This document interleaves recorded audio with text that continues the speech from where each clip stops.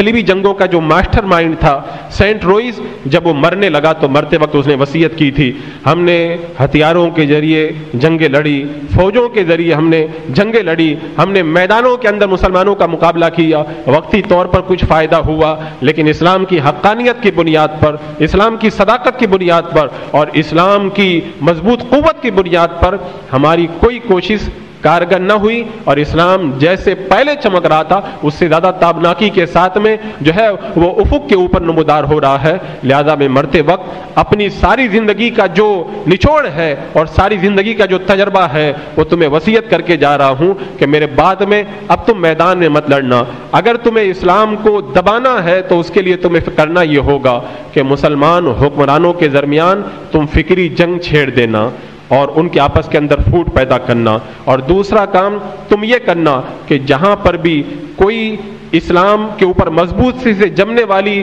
جو ہے وہ تحریک اور تنظیم اور مضبوط ایمان والے لوگ اور پختہ عقیدے والا گروہ جہاں پر بھی نظر آئے تو اس کو پنپنے مت دینا، مضبوط ایمان والوں کو ہمیشہ جو ہے وہ دبا کر کے رکھنا۔ اور اس کے بعد میں اس نے کہا تھا کہ مسلمانوں کے اندر فحاشی اور بے پردگی، مسلمانوں کے اندر ننگا پن اور بدعنوانی کو عام کر دینا، اب یہی ایک طریقہ باقی رہ گیا ہے، باقی سارے طریقے ناکام ہو چکے ہیں۔ اور پھر اس نے مرتے وقت جو یہ وصیت کی تھی اس پر باقاعدہ عمل ہوا،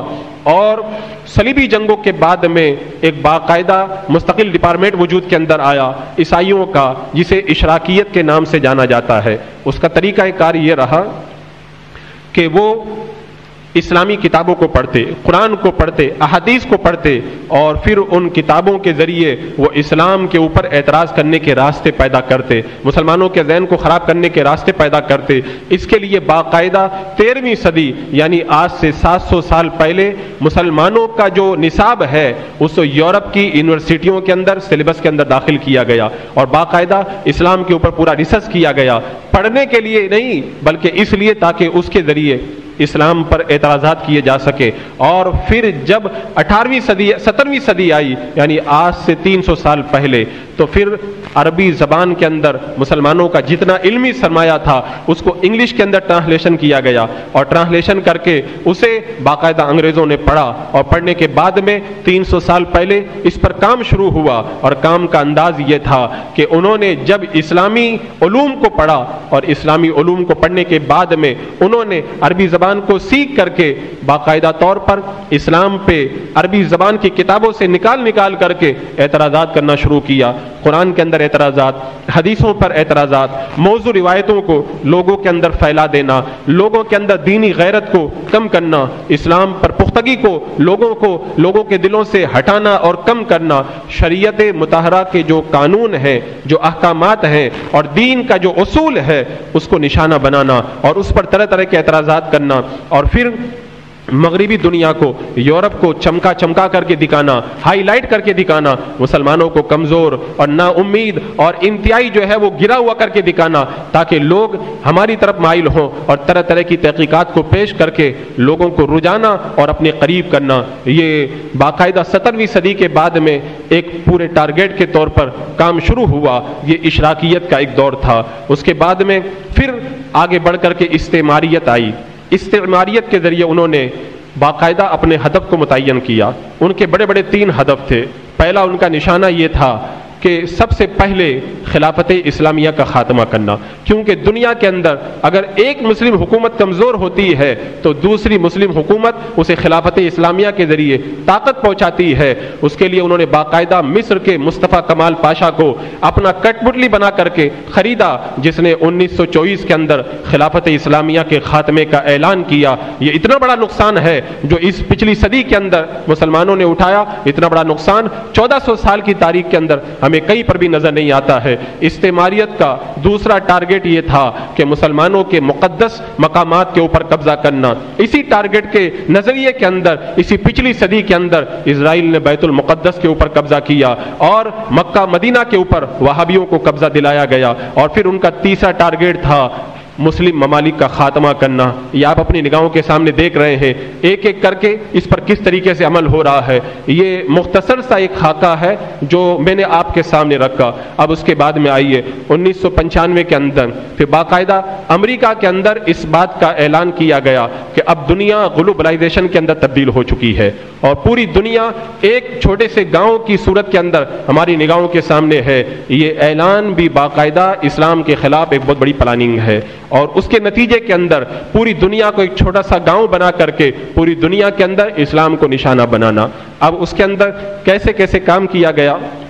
مختصر سے وقت کے اندر اگر میں اس کی تاریخ پیش کرنے لگوں تو وقت سمٹ جائے گا اور بات ادھوری رہ جائے گی۔ بس اتنا سمجھ لیں کہ گلوبلائزیشن کے ذریعے پوری دنیا کے اندر بالخصوص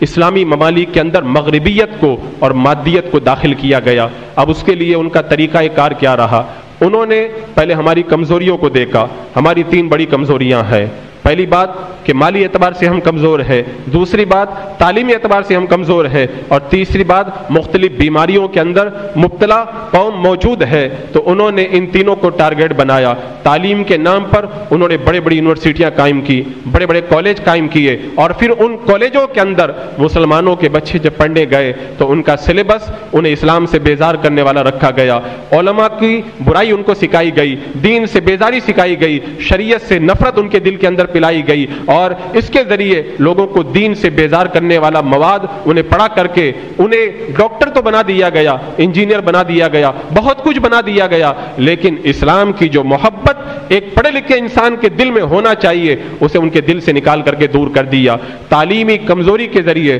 انہوں نے یہ فائدہ اٹھایا۔ اس کے بعد میں مالی کمزوری کا انہوں نے یہ فائدہ اٹھایا کہ مختلف NGOs انہوں نے قائم کیے۔ وہ NGOs مسلم غریب ممالک میں جاتی، انہیں مالی امداد دیتی،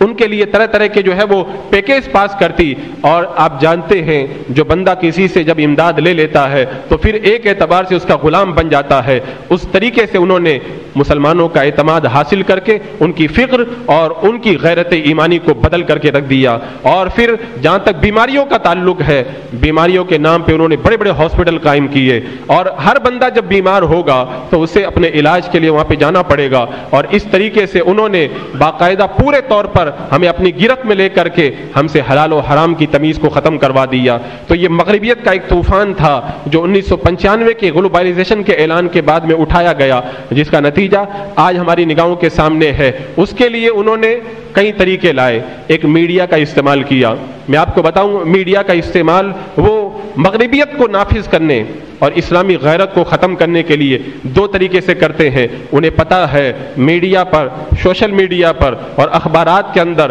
اور تمام پرنٹ میڈیا کے اندر پڑھنے والے لوگ 2 طرح کے رہتے ہیں، دیکھنے والے لوگ 2 طرح کے رہتے ہیں، سننے والے لوگ 2 طرح کے رہتے ہیں۔ ایک طبقہ پڑھا لکھا طبقہ ہوتا ہے، سمجھدار طبقہ ہوتا ہے، ہوشیار اور دانشور طبقہ ہوتا ہے، لیکن دوسرا طبقہ آوارہ گردی میں مبتلا رہتا ہے، انہیں کوئی سمجھداری اور سمجھ بوجھ سے کوئی تعلق نہیں ہوتا۔ تو جو سمجھدار طبقہ تھا اس کے لیے انہوں نے ایسے پروگرامات بنائے جس کے ذریعے اسلام پر اعتراضات کیا جا سکے۔ جب ان پروگراموں کو دیکھیں، جب پڑھیں تو اسلام پر اعتراض ان کے دلوں کے اندر بیٹھ جائے اور ان کے دلوں میں اسلام کی نفرت پیدا ہو۔ اور جو طبقہ آوارہ گردی کے اندر مبتلا تھا ان کے لیے انہوں نے ننگی فلمیں بنائی، ان کے لیے انہوں نے ننگی ناولیں ان کے لیے تیار کی، اور ان کے لیے عیاشی اور فحاشی کا سامان پیدا کیا تاکہ انہی میں پھنس کر کے وہ اپنی ساری زندگی تمام کر دیں اور کبھی بھی اسلام کو آگے بڑھانے کا خواب دیکھ بھی نہ پائیں۔ یہ میڈیا کے ذریعے انہوں نے دانشور طبقہ اور غیر دانشور طبقہ دونوں کو پوری طرح پھنسا کے رکھا۔ اس کے بعد میں انہوں نے فنون لطیفہ کو کام میں لائے۔ فنون لطیفہ کا مطلب یہ ہے کہ باقاعدہ تہذیب کلچر کے نام پر وہ اسلامی غیرت کو ختم کرنے کا انہوں نے بیڑا اٹھایا۔ اب اس کے لیے وہ خوب جانتے تھے اس بات کو کہ ایک مسلمان ہونے کے ناطے جب مذہب پہ عمل کرتا ہے تو کبھی بھی اسلامی تہذیب اور اسلامی کلچر کے خلاف قدم نہیں اٹھائے گا۔ تو اس کے لیے انہوں نے کلچر کو بدلا، فنون لطیفہ کا نام دیا اور پھر اس کے نام پہ مسلم بچیوں کو ڈانس بھی کروایا، اور مسلم بچیوں نے ڈانس کیا اس لیے نہیں کہ وہ ڈانس کر رہی ہیں، بلکہ اس نام سے کہ یہ پروگرام ہے، یہ ایک فنکشن ہے، اور فنکشن کے اندر ہر آدمی اپنے اپنے طور پر انجوائے کیا کرتا ہے۔ انہوں نے اس کے لیے باقاعدہ گانوں کو رائج کیا، فلموں کو رائج کیا، اور پھر کپڑوں کے نام پر، فیشن کے نام پر جو ہے وہ اوریانیت کو رائج کیا، طرح طرح کے اچھے اچھے کھانوں کے نام پر حلال و حرام کی تمیز کو ختم کروایا، اور پھر وہ ایک بہت بڑا سیلاب ہے۔ اگر میں اس کہانی اور اس داستان کو چھیڑ لوں تو جو ہے وہ کلیجہ منہ کو آتا ہے۔ آپ اگر خود اپنے اندر جھانک کے دیکھنا چاہے تو دیکھ سکتے ہیں، ایک بڑے گھرانے کا بچہ، شریف گھرانے کا بچہ، غیرت مند بچہ آتا ہے ہمارے پاس میں، اس کی پینٹ جگہ جگہ سے پھٹی ہوئی ہے، اس کو ذرا برابر بھی شرم نہیں آتی، جب آ کر کے بیٹھ جائے اس سے پوچھا جائے یہ کیا ہے، بولے ایسے ہی پھٹا ہوا ملتا ہے۔ یہ پھٹا ہوا ملتا نہیں ہے، بلکہ یہ مغرب جانتا تھا کہ مسلمان کبھی بھی اسلامی کلچر کو ترک نہیں کرے گا، اس لیے کپڑے پھاڑ کر کے انہوں نے فیشن بنایا۔ اب بڑا عزت دار آدمی بھی پھٹے ہوئے کپڑے پہننے کو اپنے لیے شرافت سمجھتا ہے۔ آپ دیکھیں بڑے اعلیٰ اور شریف گھرانے کی بچی جو ہے فنکشن کے اندر ناچتی ہے، کون غیرت مند اس کو گوارا کرے گا؟ لیکن باپ جواب دیتا ہے نہیں، وہ ایک پروگرام تھا، پروگرام کے اندر وہ اپنی اداکاری کا مظاہرہ کر رہی تھی۔ یہ کلچر اور اس طریقے سے فنون لطیفہ کے نام پر مغربی تہذیب کو ہمارے وجود کے اندر داخل کیا گیا۔ اس کے بعد میں انہوں نے جو عام طور پر جو نرم ایشو تھے ان کو اٹھایا اور آزادی نسواں کا نعرہ لگایا۔ آزادی نسواں کے نام پر انہوں نے کب سے کوشش شروع کی؟ 1913 کے اندر انہوں نے ہدا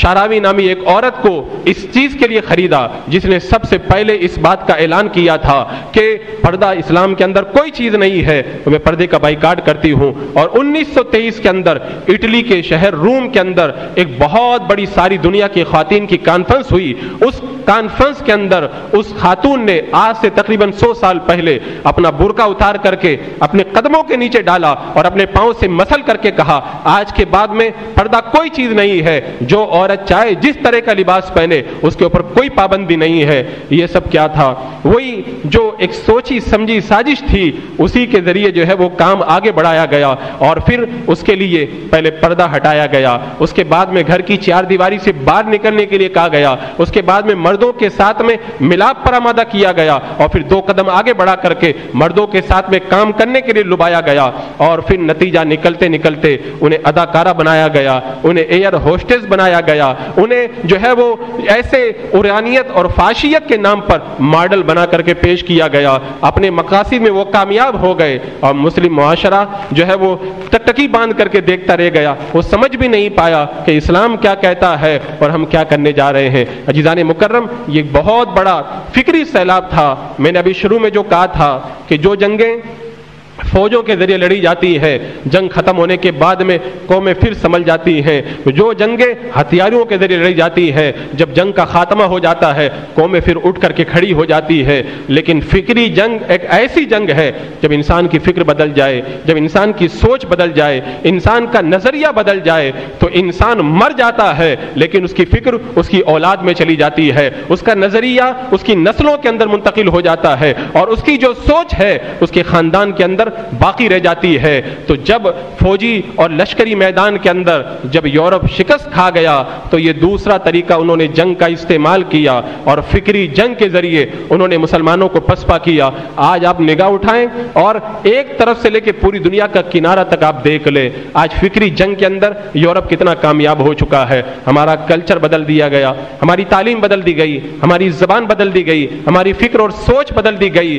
غیرت دینی جو ہمارا بہت بڑا سرمایہ تھا، وہ سرمایہ ہم سے چھین لیا گیا۔ اسلامی حمیت اور جو دینی تعلیم کا جوہر ہمارے پاس میں تھا اسے ختم کر دیا گیا۔ شرم و حیا کا جوہر اور جو نگینہ تھا وہ ہماری عورتوں سے بالکل چھین لیا گیا، لیکن ہمیں اس کا احساس تک نہ ہوا۔ اور ابھی یہ طوفان اور یہ فکری جنگ اب اور تیزی کے ساتھ میں آگے بڑھ رہی ہے۔ ابھی زمانہ بہت کچھ دکھانے والا ہے آپ کو، جو لوگ زندہ رہیں گے ابھی بہت کچھ دیکھیں گے۔ میرے آقا نے فرمایا تھا کہ تم زندہ رہو گے تو بعد میں بڑے فتنے دیکھو گے، اور اللہ کے رسول نے فرما دیا تھا کہ عورتیں کپڑے پہن کر بھی ننگی نظر آئیں گی۔ آج وہ سب ہم دیکھ رہے ہیں، لیکن ایک بات میں خوشی کی آپ کو یہ بتا دوں، انہوں نے اس کے لیے میڈیا کا بھی استعمال کیا، حکومتوں کا بھی استعمال کیا،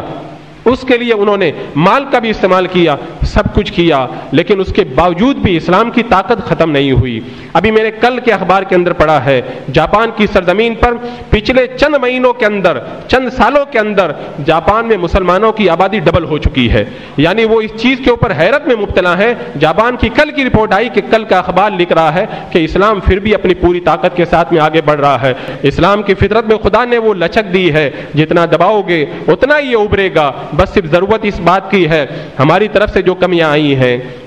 ہمارا جو ایمان کمزور ہوا ہے، ہم عملی اعتبار سے کمزور ہوئے ہیں، ہمارے اخلاق جو خراب ہو گئے ہیں، ہم جو اسلامی کلچر سے ہٹ گئے ہیں، ہم دینی تعلیم سے جو دور ہو گئے ہیں، اور غیرت دینی اور دینی حمیت ہم میں جو کمزور ہو گئی ہے، ہمیں ان کمیوں کو دور کرنا ہوگا۔ پھر دیکھو اسلام کس طریقے سے ہمیں آگے بڑھاتا ہے۔ یہ بہت بڑا طوفان اور بہت بڑا فکری جنگ کا بہت بڑا ایک پیش خیمہ ہے، جس کو میں نے آج آپ کے سامنے رکھا۔ مجھے امید آپ حضرات اس پہ غور کریں گے، اپنی زندگی میں بھی اور اپنے گھریلو زندگی میں بھی اور اپنی معاشرتی زندگی کے اندر بھی آپ ان گوشوں کو اپنی نگاہوں کے سامنے رکھیں گے اور اپنی کمیوں کو دور کر کے دوبارہ اپنے اندر دینی تعلیم، اسلامی غیرت اور اللہ اس کے رسول اور آخرت پر پختہ یقین رکھتے ہوئے آگے بڑھنے کی کوشش کریں گے۔ اللہ رب قدیر اسلام کی حقانیت کو برقرار رکھے گا، لیکن اس کے لیے ہمیں محنت کرنا پڑے گا۔ رب قدیر ہمیں پورے طور پر اسلام پر عمل کی توفیق عطا فرمائے۔